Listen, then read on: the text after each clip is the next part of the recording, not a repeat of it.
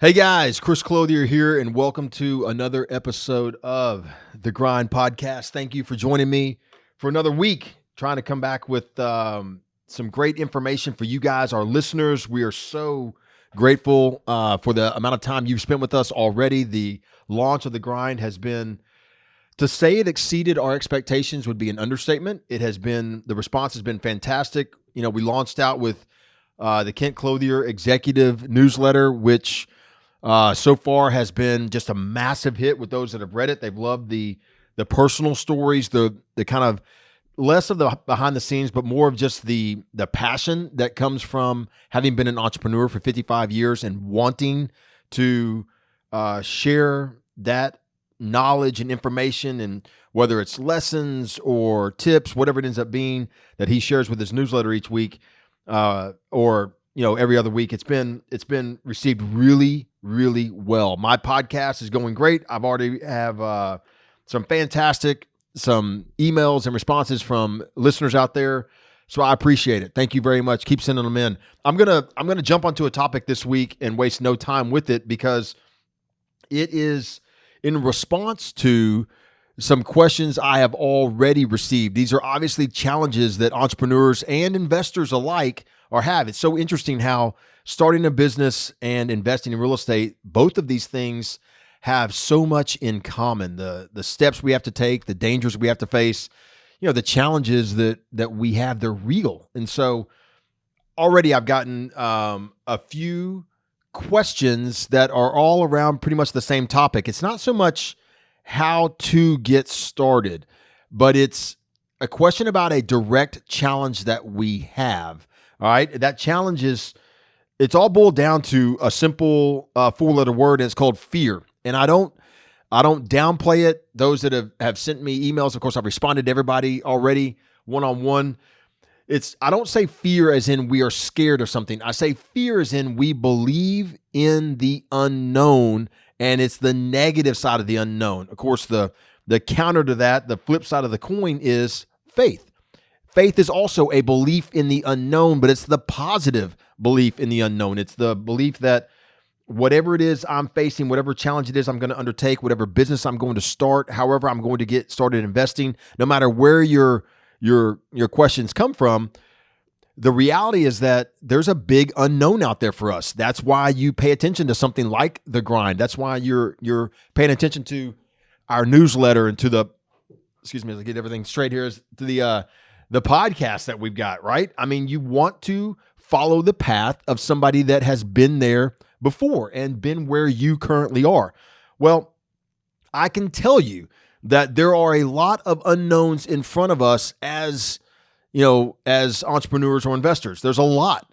And our mind has the ability to convince us of a lot of different things. We can be overly convinced, have too much faith, like no matter what, I'm going to be successful. And we can have, too much fear that no matter what, I'm going to fail. Both are dangerous. Neither one help us get where we're trying to go. And there are so many hurdles in front of us today as entrepreneurs, investors alike, that things that weren't there before. Let's touch on entrepreneurs right now before I get to the how we overcome these unknowns. All right. So one of the big things is we are challenged with this environment today, this world through social media. Hell, I'm coming to you through a podcast here that you're probably listening to on your phone. You get in your car, you hit a button, and suddenly somebody, whatever topic you want to hear about, is right there in front of you. We can use our phones today and get pizza delivered within 25 minutes. We can have any kind of food, groceries. Heck, we can never leave this phone, and we can watch movies, we can be entertained, we can read books, we can order food, we can do everything. It's like everything is instantaneous, but business is not. To think that business is instantaneous is a major challenge that we have as investors. Nothing is going to come fast. Nothing is going to come easy. I'm sure you guys, if you saw on Kent Senior's first newsletter, executive letter, you saw the easy button, right? We have these around here. Push it. Oh, is it working? That was easy. Yeah, there you go. See, that's what we get under this impression that we can just press a button and everything's going to happen for us, like on our phone. We throw those things right in the trash when we start businesses and when we get started investing, because there is no easy button. There is no way to have everything we want set up, ready to go right now. There is this instantaneous gratification that we have devolved to as people. I mean, that's our default today, is I want it instantaneous. I want it now. I want it immediate. And that immediate need for satisfaction is what drives anxiety. It's what really builds into that fear for us as investors, because we expect it to happen yesterday.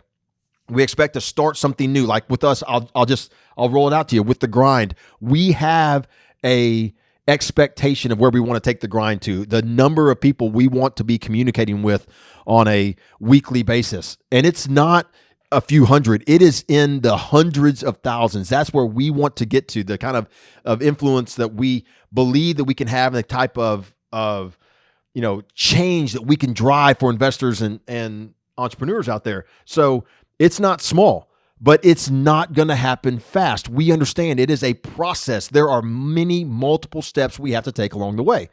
The same thing you have to understand if you're starting a business out there. There are steps we have to take and things we have to do every single day. I talk about this a lot. We have this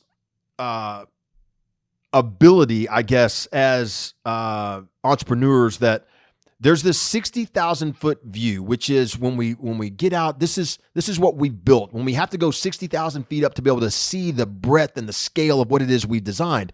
But as entrepreneurs, every day we have to be able to focus in on the 6 feet right in front of us. It is hard to do in today's environment. Not to mention, if you're an entrepreneur out there today looking to hire, new people coming in to work for you, you have to battle this with them, because many people in the workforce today, I mean, that's the same thing. They have this instantaneous gratification attitude. They want everything now. I want the title now. I want the vacation now. On the front end, when I start, hey, can I go in and tell you that I want to be off for the month to go travel the world, whatever it ends up being. These are real issues that we face. And what we have to do as entrepreneurs, business owners, we have to be able to step in and lay out a vision for everyone around us, the 60,000 foot vision. How am I going to get there? What type of effort do I have to put into achieving my long-term goals, and not get sidetracked along the way, not get sucked into the I have to have it now mentality. There are no overnight successes. It's kind of funny. We've been at this now for 20 years, and nobody that sent me emails this last week asking questions about the Grind podcast, nobody sent me anything that said, hey, great job at suddenly out of nowhere appearing on the landscape and just, kicking butt with your REI Nation company, and out of nowhere y'all suddenly go. Nobody referenced anything along those lines, but there were a couple of questions that kind of insinuated that this just happened. That success and building $1 billion company and starting over a dozen different companies, many of which have failed through the years, but that those things, they just kind of happen. You just wake up one day with an idea and you say, boom, I'm going to make this happen. No, that's not the way it happens. There is no overnight success. So listen, if you want to know how to truly build a lasting company, I've got a few tips here that I'm going to end this podcast today with, that are the most important things I think you can do as a business owner, whether you are starting out or trying to figure out how to grow and push that next level. All right, and here they are. First, number one, and I've got 3 of them. Write them down. Number 1 is motivation sucks. All right, you cannot be motivated to do this. Motivation is something that comes and it goes. Motivation is something that I wake up on a Tuesday and say, I'm highly motivated. And then on Wednesday, well, I didn't eat very good. I didn't sleep good. I didn't exercise yesterday. So today my motivation, it's really not there. Today is going to be a phone it in kind of day because I'm just not motivated. But hopefully I'll be motivated tomorrow to get going. It doesn't work that way. That is a fast track to failure right there. Do not lean on motivation. You have to lean on inspiration. Whatever it is you're doing, you have to be inspired inspired. It has to come from either outside or inside. It doesn't matter, but it has to be something that burns, that drives you. You have to be inspired to lead others, to build something, to buy something and sell something, to make something, whatever it is you're doing. You have to be inspired that I've got a bigger vision that I want to attain. And again, that applies to everyone listening to this podcast. It doesn't matter if you're trying to develop a family business, if you're trying to grow your business, if you're trying to start a business, if you're listening because you're an investor that has a business but wants to learn how to build passive income. It's all about inspiration. Motivation is fleeting. It comes and it goes. You have to be inspired by what it is you want to attain, what it is your dream, where do you want to get to? Inspiration is something that overcomes fear. Inspiration is something that builds our faith. It's again, that is that belief in the unknown. And there's two sides. You can be fearful or faithful. Either way, it's a belief in the unknown. You want to be on the positive side of that. Number 2, a to-do list. Now, as simple and as silly as this is going to sound, if you don't have a list of everything, and I mean everything that you have to do, that dadgum thing can be 3 pages long. It doesn't matter. You have to spend time and sit down and map out, here's everything that I have to do between now and what I call success, whatever it is. And I'm talking the ability to be able to envision out there and say, if I'm going to go from start to great, how do I get there? What's everything that has to happen? The things that I have to do. There'll be some unknowns in there. Absolutely. There will be some things that you're going to put like a little line in or space there, and I have to, whatever it ends up being, I have to get this amount of money to be able to have this type of inventory, whatever that might be. I have to have this, 5 people that are working for me doing these 5 jobs. I don't have the job description down yet, but I know I'm going to need them as I'm going. You need to make a to-do list that has everything you need to do on it. And then number 3, and this is the key to actually succeeding, you create a today list. So one of the things I learned, and I got this from 2 mentors of mine. One is an entrepreneur that started many, many businesses, and he works off of a to-do today list.